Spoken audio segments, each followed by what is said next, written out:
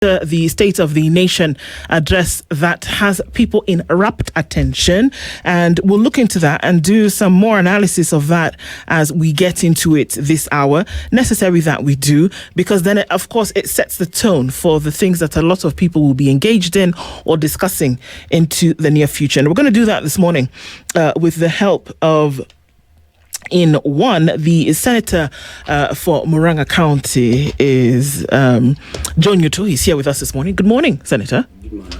How are you doing? I'm doing fine, I thank God. Okay. You seem to not be sure about that, Senator. No, I'm very sure. Very sure. Okay. I'm very sure. Good. I just had to confirm. Great. Also joining us this morning is Kennedy Obuya, who is the chairman ODM Homabay. Good morning. UDA. I beg your pardon, UDA. Chairman UDA Homabay, isn't it? Yeah. Good morning. Thank you for being here as well. Good morning, dear. Karibu sana. Thank you. We're going to get into this conversation, but as we normally do, we want to welcome you to today's show with a proverb. We go to a different African country every week. We come back with their proverbs, and we then ask you to interpret that for us and tell us what you think about them. This week, we are in the country of Guinea. Guinea was colonized in a large part by the French, and till today is still regarded heavily as a very French colony. It is one of the French Francophone 8 that decided they were going to pull their decision to continue handing over their sovereign fund to the French. The capital is Conakry, and today's proverb goes like this: it is God who drives away flies from the tailless animal. Sorry? It is God who drives away flies from the tailless animal. We'll start with you, Senator.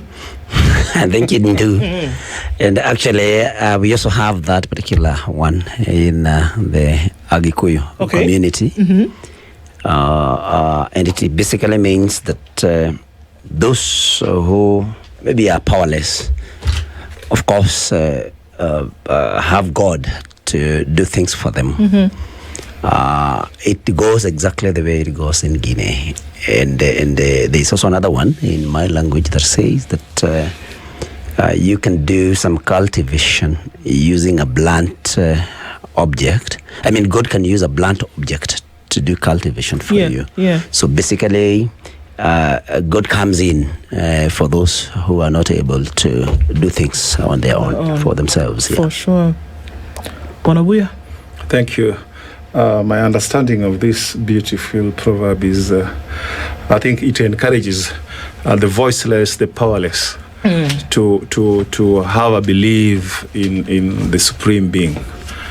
That as much as you may be tailless, you may be short of power. Yeah. There are powers that are supreme above you who would actually take care of you. Yes, indeed. You will not be left alone. Yeah. All right. Yesterday was the 20th of November.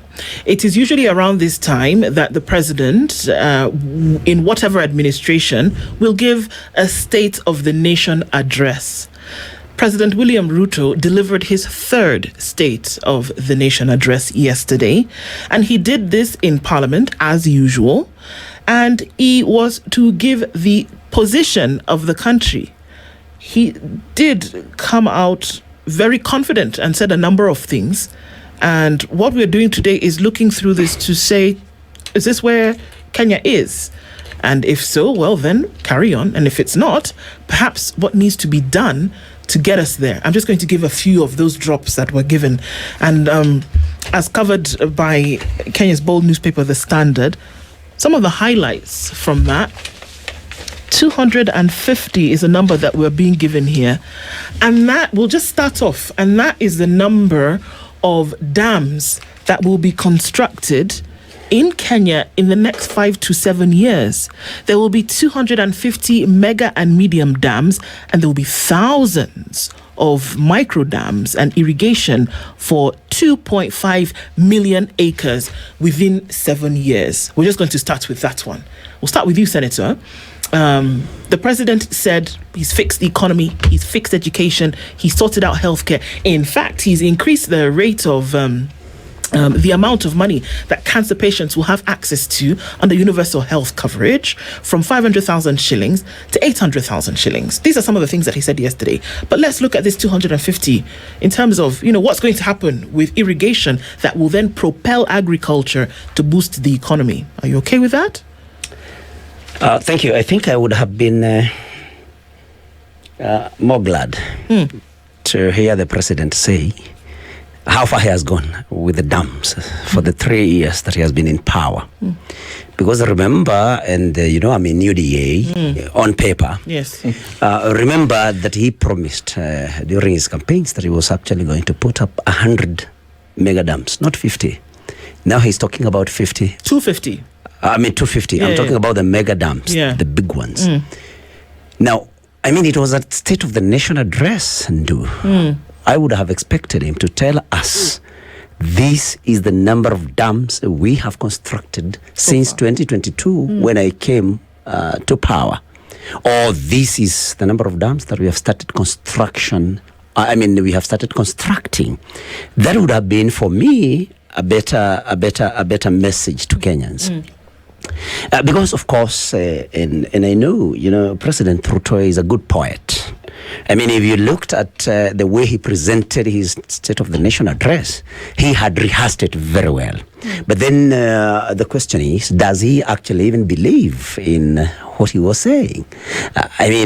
Because there are so many promises. But let me dwell on the dams, as you have put it. Because, President Ruto will tell you about the achievements he has made towards food security, and he will always talk about subsidized fertilizers. Now, fertilizer without maybe rainfall or irrigation will not help anyone. And this is just a temporary measure. And so dams are in the center of, our effort towards food security in this country. But we cannot just talk about them. We need to show our commitment. I wish the commitment that he has shown in the construction of these so-called affordable houses, even in areas where they are actually not needed, I wish that was the same vigor and zeal that he had showed in construction of dams. Because how do you even start thinking of taking Kenya to the first world before you have fed your people, or you are putting measures into place to see to it that in the long term, your people will never, lack food? Let's fix the basics first. Well, that is food security, health, education. And when if we get an opportunity, we're also going to look at what has been done in education, health, the basics. Before we go to these even mega projects that allow me, Senator, to bring in a comment. Yes. And it reads from the Business Daily, page 4, that President William Ruto is banking on two sovereign funds to deliver 5 trillion worth of projects over the next 10 years, highlighting the government's resolve to shift from funding infrastructure projects using debt. During an address to Parliament yesterday, the President stated that funding for projects in the transport, energy, agriculture, and education sectors would be sourced from Sovereign Wealth Fund and the National Infrastructure Fund, rather than borrowing or relying on taxes. In my opinion, and I stand to be corrected, Kenya does not have a sovereign fund because we don't sell any commodities. Therefore, all the monies we collect are domiciled on taxes. So I'm looking at double taxation when he says he wants to create an infrastructure fund, and one says he wants to raise 5 million to create the trillion to fund the project. Is in that breach of our laws, Senator? Well, I may not be I'm very competent on commenting on laws, of course, having come from a different professional background. Yes. But when you listen to the president talking about this National Infrastructure Fund, because I listened to him, basically he's talking about the proceeds that we get maybe from privatization of public corporations and public assets. Yes. And that actually got me very worried because, I mean, when we privatize public assets and public corporations and institutions, I mean, do we what safeguards are there? Because first of all, a law has been passed in Parliament that government now can privatize, actually dispose of any public asset without any reference whatsoever to Parliament. So, I mean, how will people be represented in making this any particular decision to or maybe dispose of a public? Of course, I know he said that a law is going to be brought to Parliament. To maybe govern or guide this. Yes. Because we need to ensure that anytime we get these kind of funds, then they go to these national infrastructure project. But then which Parliament? Okay. I mean, this is Parliament that is compromised. And so the law that is going to be brought into Parliament, even without me, even before I see it and read it, of course will be made and tailored to suit President Ruto's, desires and needs. And Parliament, I am telling you, will pass it because Parliament has been captured. And that is why, and that's why, just allow me a second. Yeah. That's why, I got very shocked. Personally, I didn't attend because I was just about to ask you about because that. I had better things to do with my time. That is why, when the President talked about dueling of so many roads, and then the members were thumping and, they were in applause. Then you are applauding promises. How many promises have been kept? Have been made before and have not been kept. Right. So this is a Parliament where a law will be brought. So it will pass, I can tell you, and there will be no, controls or safeguards on how these amounts of monies will be expended, or actually whether they'll be taken to this fund or not. So that is the situation that we have. Obuya, we read double taxation. I don't know if you read the same. We read promises that are have not been kept so far. And let here and forgive us, by the way, when we get confused about ODM and UDA. Given the dalliance, it's confusing for us Kenyans, but do I say? So, looking at the President's State of the Address yesterday, yes, what are your takes? Because our economy, he says, has been fixed. Do you opine the same? Thank you. Can you allow me to have a right of reply? Well, please. And first indulge of my good senator here. It's interesting. We are not so privileged to be members of Parliament like he is. It's interesting that a serious elected member of Parliament, in this case the Senate, my good friend here, Senator Nyutu, is committing that indeed Parliament is under siege, is in hostage by the executive. My understanding on the standing orders of both parliaments is that Parliament is very independent, and all members, our current laws, the Constitution of 2010, there's no opposition and there's no executive in Parliament, any Parliament. All members stand to oversight Parliament across the political divide. Either you are elected as independent, a party that did not form the government, or a party that formed the government. So I think it is a collective and individual responsibility of all members of Parliament to oversight government, that is the executive. And I think it needs to first take responsibility individually and collectively that the legislature has failed Kenyans in oversighting the executive. So, Senator Nyutu, next time when you speak, first, I believe as a citizen and a Kenyan of good mind, of sound mind, we want to see our members of the legislature taking responsibility that they have failed. And how I pray that people who are strong like you would be bold enough and resign from their elective positions and seek fresh mandate from their constituents. That would show commitment to the narratives that you stand for, that you speak daily. As much as it is important to criticize the government, and I love the energy that my friend here and Sako has on criticizing the government, that is indeed welcome. But I pray, you mentioned that President Ruto came up with the affordable housing project, including areas that they are not necessary. As an elected leader, like which areas have you done a public participation across the cities and the towns in Kenya?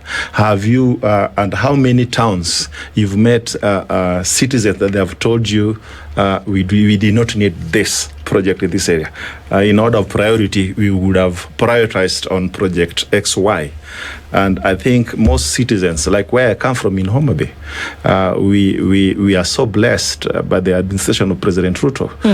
The affordable housing, which is 100% done and 100% occupied, it is so welcome. The road how many of those?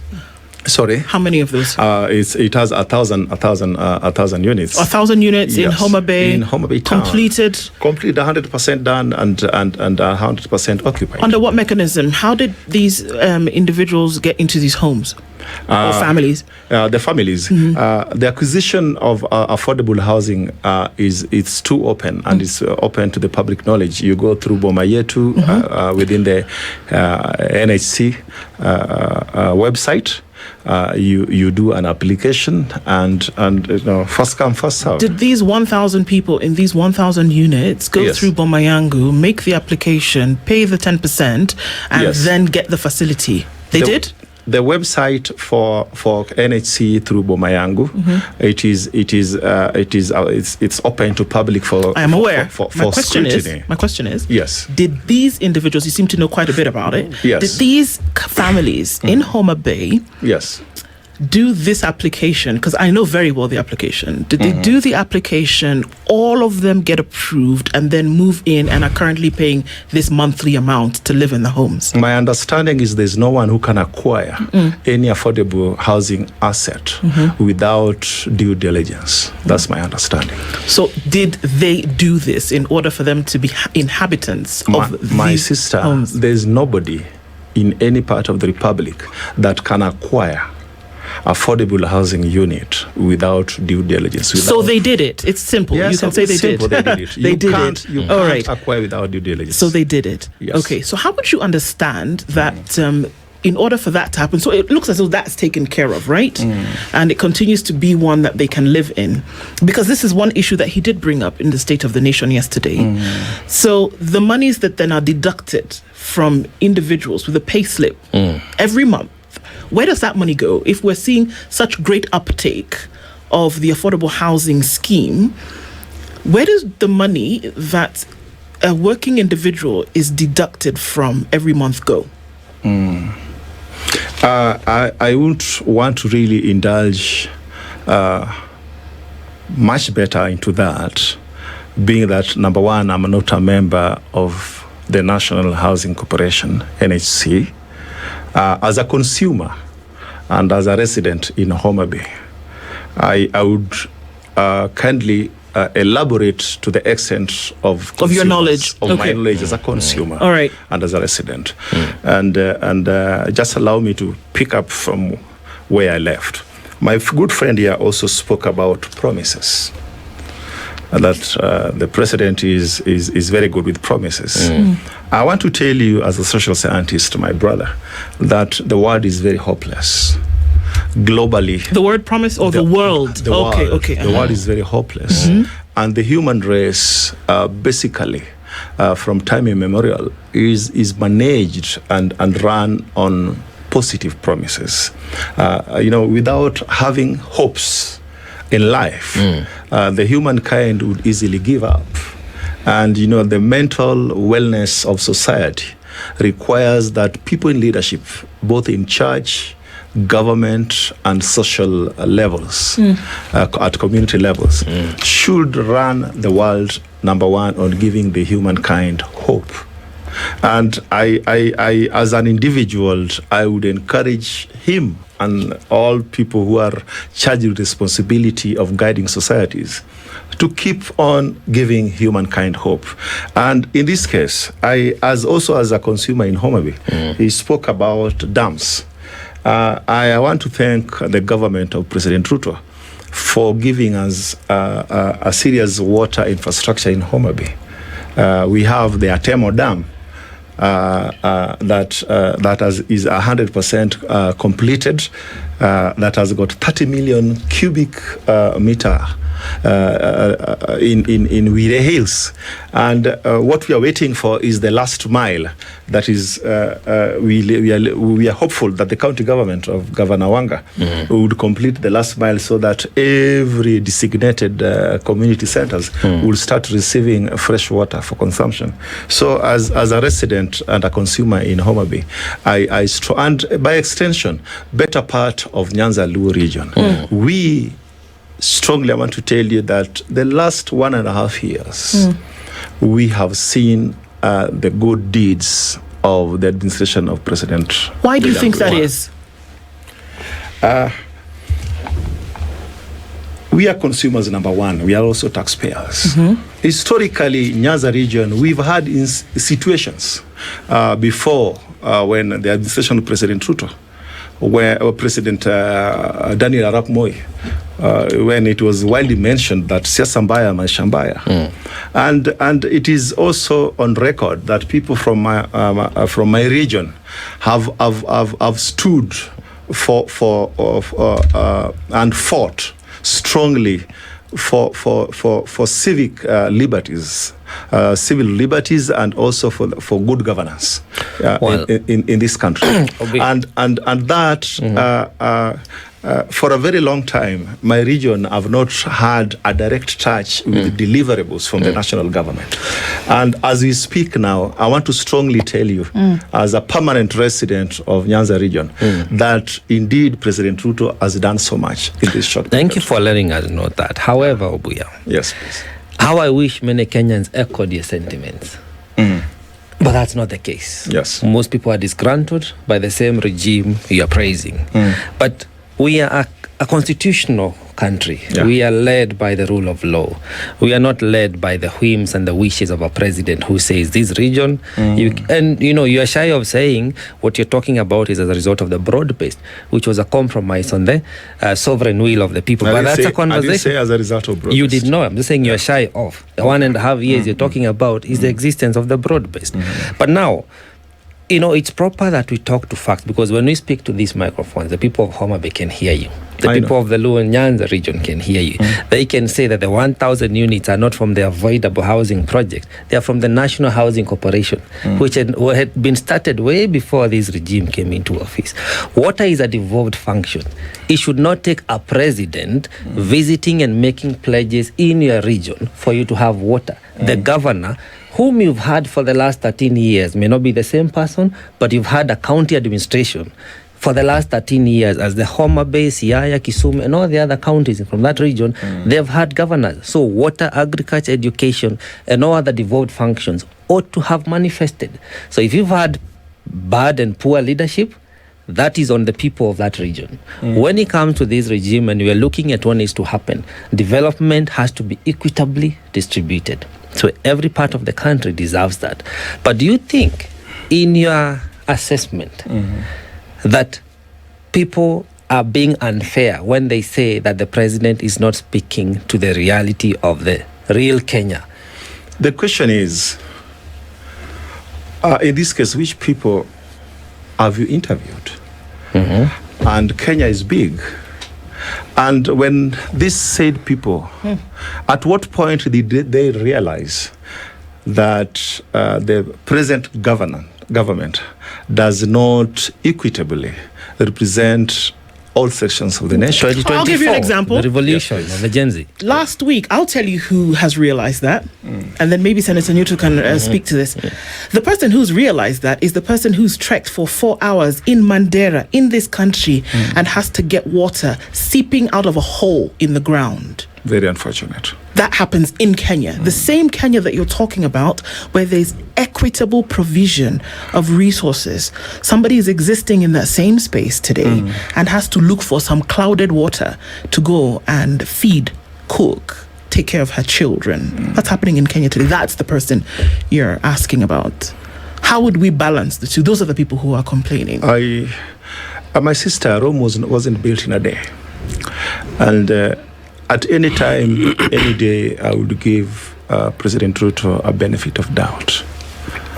Number one, me being a member of UDA does not take away my conscience as a father and as a citizen. First, I'm a citizen who believes in the rule of law. And I want to tell you that being that I've been around, I saw actively President Daniel Moi, his administration. I saw President Mwai Kibaki. I closely saw the administration of President Uhuru Kenyatta. And I am seeing the administration of William Ruto.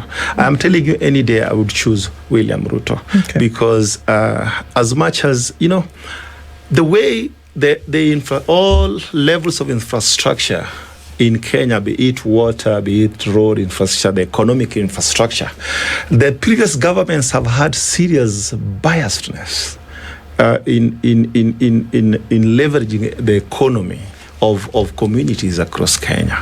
And it is important to know that our diversity should be our strength as a nation. And if you look at the way the economic infrastructure of sections of Kenya from the previous governments was unfairly distributed. And if you look at what President Ruto has taken the bull by the horns, which makes people who own big infrastructure, in this case including communication infrastructure, the media industry, people who shape opinions of communities, because like you are the moderators in this studio, you have your directors, people who shape programs for every day in your studios. Who are these people? And if you look deeply, who the last 10, 15, 20 years, who owns the communication infrastructure? You have the answer. And there's so somebody said, if you want to kill a dog, you give it a bad name. And initially, President Ruto is someone who has survived. One, he was profiled, he was labeled a thief, he was labeled corrupt. And fighting that stigma with a new administration. And it is on record when former deputy president, when President Ruto and himself was being sworn in Kasarani, Rigiji, it is on record, he mentioned that they are taking up a government with empty coffers. Empty coffers. Now, let me come in, Obuya, because what you, as Senator, how I pray, yes, that Senator Nyutu tells me. Yes, he's coming in to tell us, because what you have described is nothing short of an autocracy, nothing short of a dictatorship. That's not the kind of a constitution we are served with, where our president is all supreme and even extends to control the media station. The fourth estate has to be respected. But, Senator, earlier on we were having a conversation about the economy and how the economy has been fixed, allegedly, and the various sectors that have been mentioned. And one of the things we looked at was the agriculture sector. Murang'a County is a major producer of the avocado fruits. Yes. And we were doing just a short survey, how much it's going for. And we know one of the most unappreciated are the farmers, because they get less than 10 shillings for a fruit. But in the market, things are changing. From your point of view, do you feel, across now other sectors, doesn't have to be agriculture, that what the president was talking about, there are things we could say that literally this has changed, and indeed the cost of living has changed, and this is where we are, and perhaps we are being unfair, or indeed Kenyans are disgruntled based on how they are living their lives day to day, and it is different from what the president reported yesterday. And if you have a rejoinder to Obuya, please. Thank you. And I think I'm disappointed that you have allowed Ken to convert a discussion about the state of the nation to a discussion of what has happened in Nyanza and to a discussion about President Ruto, how good he is. I mean, we are discussing the state of the nation address as delivered by President Ruto yesterday. Not what has happened in Nyanza. It is what has happened in Kenya. And so I'm a little disappointed. But before I come to the avocado situation in Murang'a County, which I represent in the Senate, it's important that I tell Ken, he started by saying that he was disappointed that as an elected member of Parliament in the Senate, that I am lamenting about the capture of the said 2 houses by government and that I should resign. Now, Ken should know, and everybody should know, that when the majority have their way, the minority have their say. Mm-hmm. I only said that the majority will have their way. But we will remain there so that our say can continue being heard. So it is not the right thing to tell those of us who do not support the regime that we should resign from parliament. His parliament is captured. We are only saying that the majority have been captured. But for those of us who are in the minority, we'll continue being there so that we can continue having our say, although we may not have our way. The other thing is, and I don't want to dwell much on the, lack of independence of parliament, but we have seen, parliamentarians, proposing and supporting Adani so vehemently. But when again the president comes during the last State of the Nation address last year, when he comes and says that those days have been cancelled, the same members who are supporting the programs again now then stand up in parliament and gives the president an ovation, a standing ovation, and tells him igwe. So then you are left wondering, exactly, does the president think for them or what is happening? Because if he says something is good, then you are all over saying how good it is. Then the same president comes and says, hello, we have decided we will cancel this. I think it is not good. Then now you are there. That is what I'm talking about, Ken, that you cannot rely on a house that again, what happened with the finance bill? He passed it against the wishes of Kenyans. Then the president calls them in State House, says, come on, I will not ascend, or I'm cancelling this finance bill. Then they are there again clapping. So what type of a house is that? So you cannot tell me to resign. And it's important that we, this thing about affordable housing, has so many questions that, Ken has just scratched the surface. There are so many questions, Ken. This, first of all, should we be putting up affordable housing using a levy, which is a tax, or social housing? Because in my understanding, I think if you are going to use taxes, you'll get your time. If you are going, because housing, it's a housing levy, not a fund.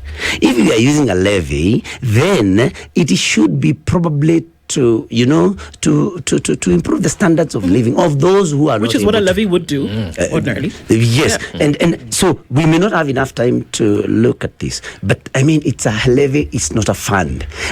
When we finally then again sell these houses, and you'll get your time. I was very patient again. No. Please wait. I waited. Let's allow that to conclude. Yeah. Yes. So we don't want to talk about this. We cannot finish that.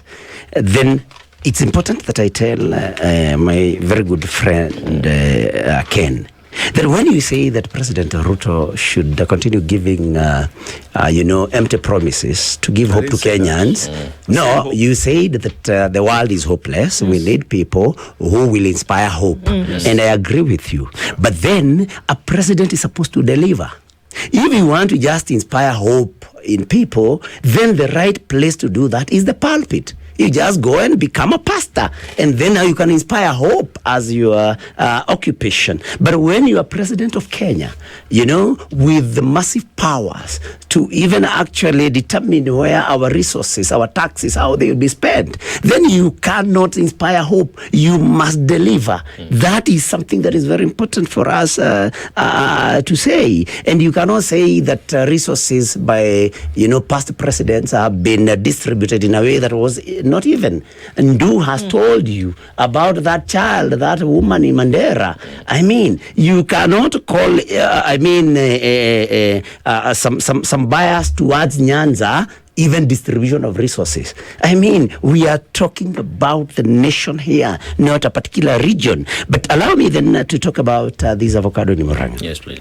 I know agriculture is involved in matters like those, but there was some protest in Murang'a sometimes back, I think last year, when actually Kenya Revenue Authority officers came to the ground and wanted to and actually told people that they were introducing a tax, farmers, and everybody knows that was it was widely reported, and farmers actually protested against that. So government has not brought in any incentives to these farmers, whether in terms of maybe input, in terms of maybe training of farmers to give them maybe through agricultural extension officers or something like that. But then they want to come and tax the farmer. Of course, I know it was temporarily halted, but we have not seen any input government has done towards, or any effort that government has done, the national government has done towards, enhancing the avocado farmers in Murang'a, or even marketing. I mean, there has not been any effort by government to, for example, look for a new market and especially empower farmers in any way. And so avocado farming in Murang'a has been happening just by the grace of God and not through any government intervention. And I think that is what I may want to say. And it is important that you brought out to Ken that the houses that they're doing in, he talked about in Homabay, that were done by NHC. This is not a project, President Ruto's, project. Even the houses launched in somewhere in Mukuru the other day. I mean, these were houses that were not, it was not his project. And so, I mean, we need to be truthful. And then the issue of housing is basically more about priorities. You talk about 1,000 units in Homabay.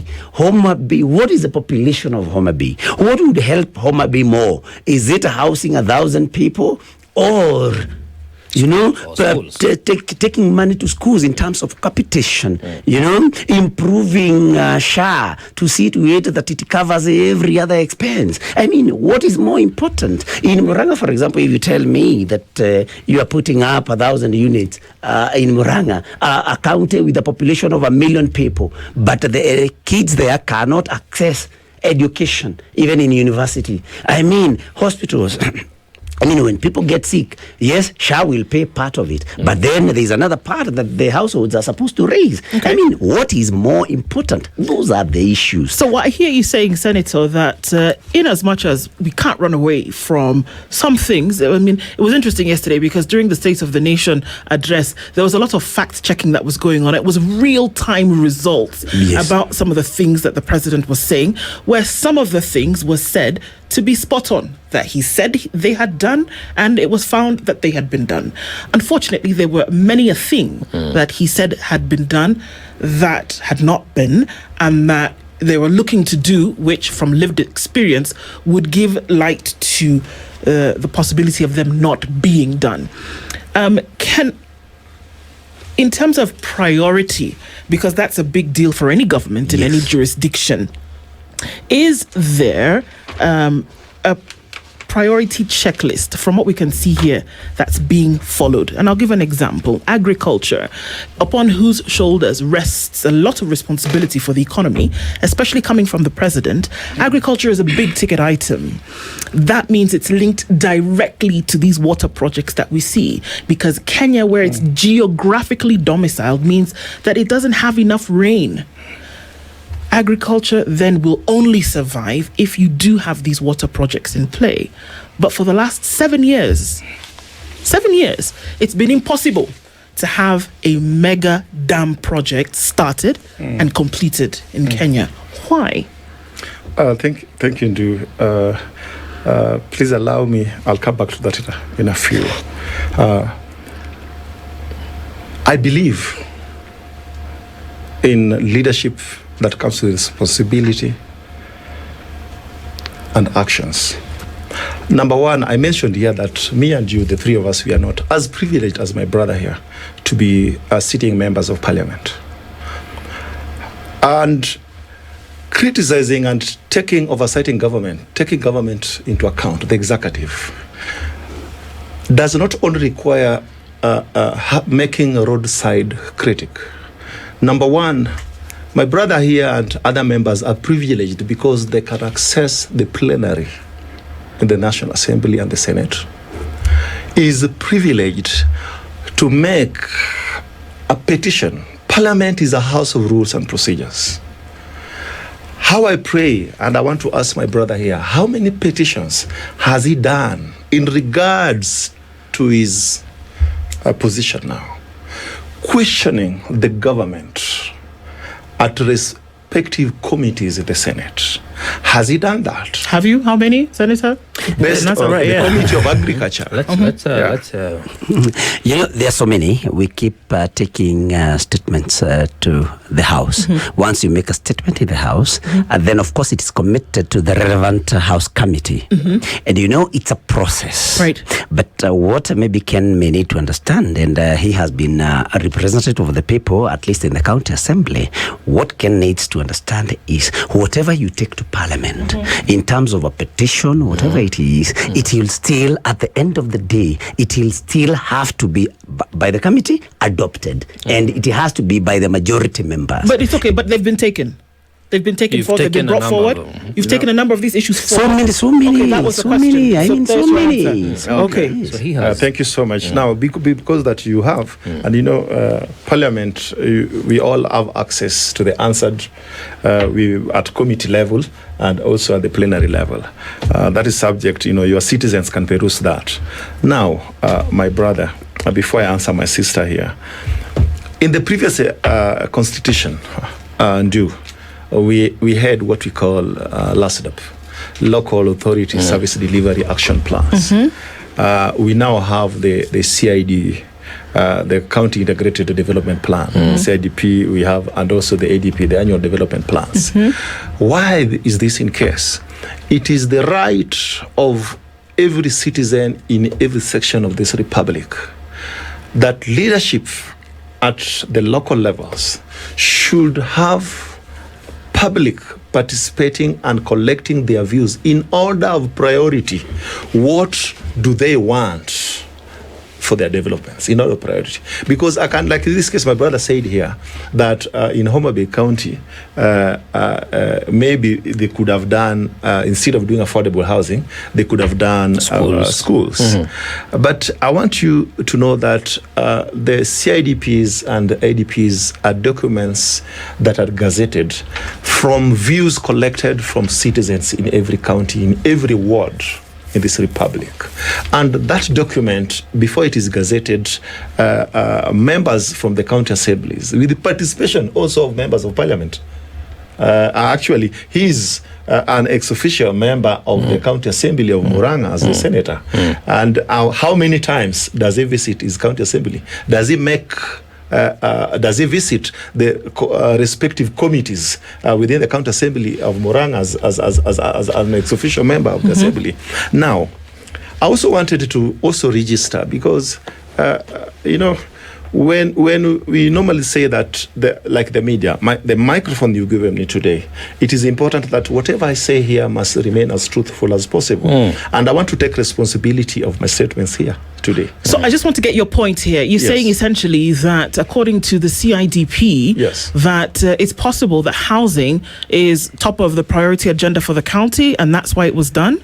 I want to tell you that every government in this case, President Ruto, before he became president, and my brother here knew, he had a team that collected views of all parts of the nation.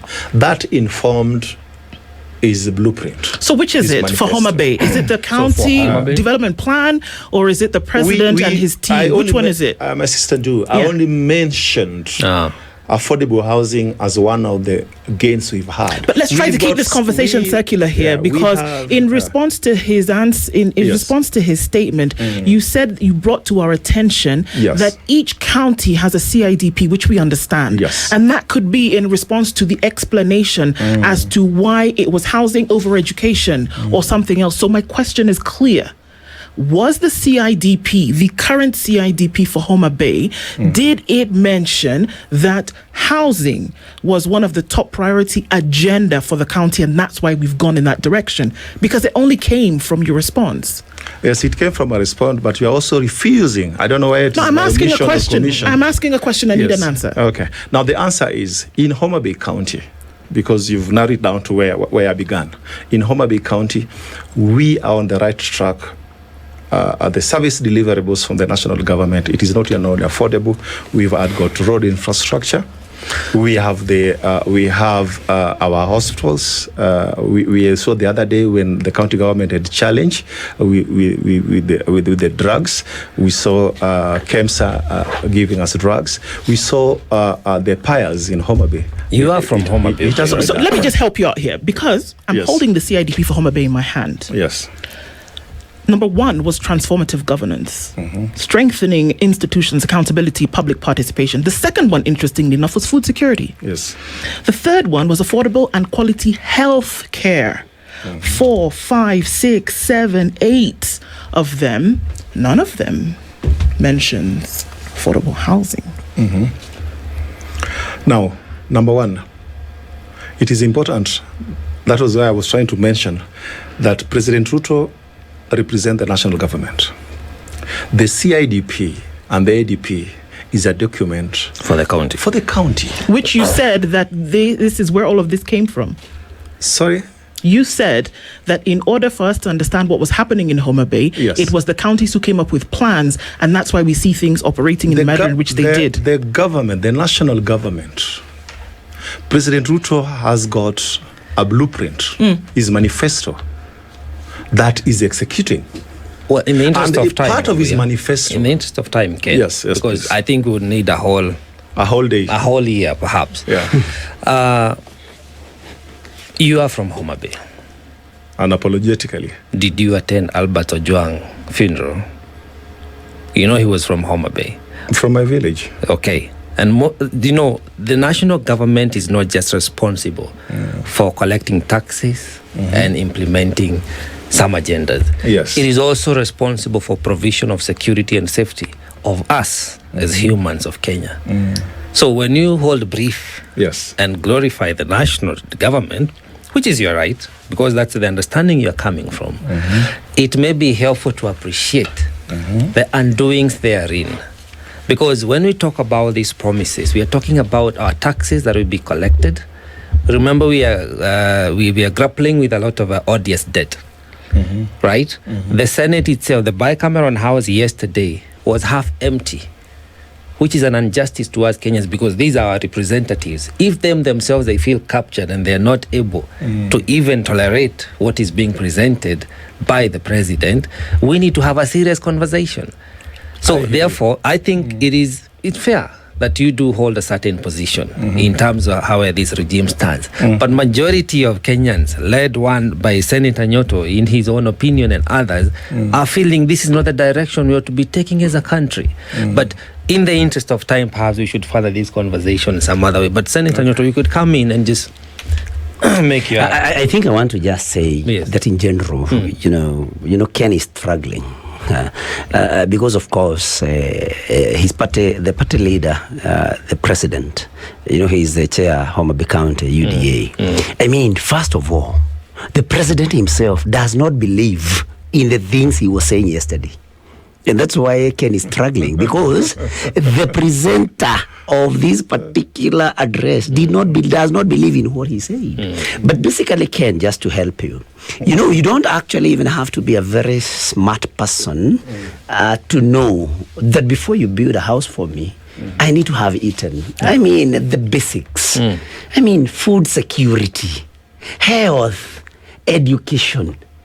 If you have been able to satisfy my needs in that, now you can tell me about housing. Now you can start talking about transforming Kenya into a first world. But before you have assured me that I'll have a meal tomorrow, if I'm not assured that when I get sick and go to hospital, I'll be treated with or without any money in my pocket. If I know that my child will go to school whether or not I can afford, I mean that I'm not paying, go to school to the highest level, then we can start discussing the others. So I think let us not even belabor on, dwelling of roads, housing. President Ruto should have just told us yesterday, because he's on record as having said that he's the best president Kenya has ever had. What is it that he has done about the three basic problems that were identified at independence? Food, shelter, and the sorting of poverty, of course. Then bring these others. So for me, he's actually putting the cart before the horse.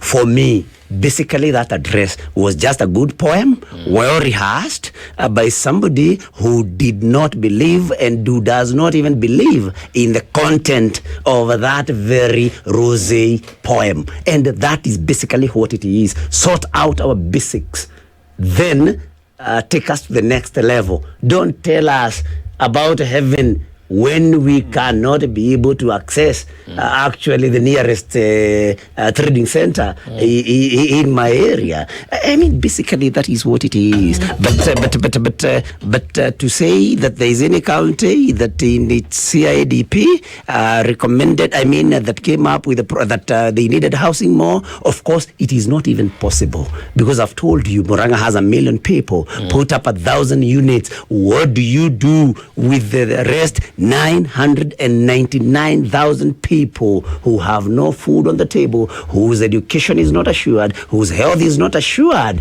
and whose security is not assured. Human rights violation all the time. And we are talking about a president who erroneously thinks that God he's the only one that God gave a head and brains, that everybody else is brainless. And that is the president that Ken here wants to come and praise and even ignore the most important discussion we are having here, State of the Nation address as delivered by President William Samoei Ruto yesterday.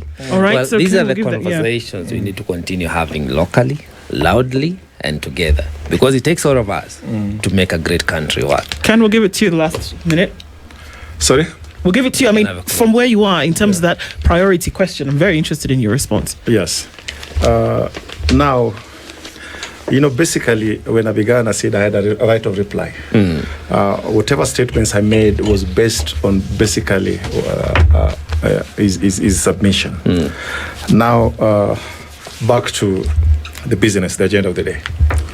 I want to, number one, applaud President Ruto, my party leader, for his State of the Address National yesterday. I want to encourage citizens of this good republic that, number one, Rome was not built in a day. The strong economies of the world, it took commitment. It took people who believe in something. What is it that inspires us as a nation, as citizens? And to have hopes in future for my children and grandchildren, I believe I need someone who believes in impossibilities like William Ruto, that collectively as a nation, if we can put two heads together and work to a specific goal, like that takes us back, my friend, to the Guinea proverb that it is God who drives away flies from the tailless animals. Most of us citizens, people like me and you, people who do not have the infrastructure like you have at the SpiceFM, people who do not have access to the plenary to ask questions, we are so tellers. And for my generation, something is the statement made yesterday by President Ruto gives me hope that collectively, if I give him a benefit of doubt and I give him support, just maybe Kenya would be a developed nation in the next 20 or so years. And this requires someone extraordinary like William Ruto.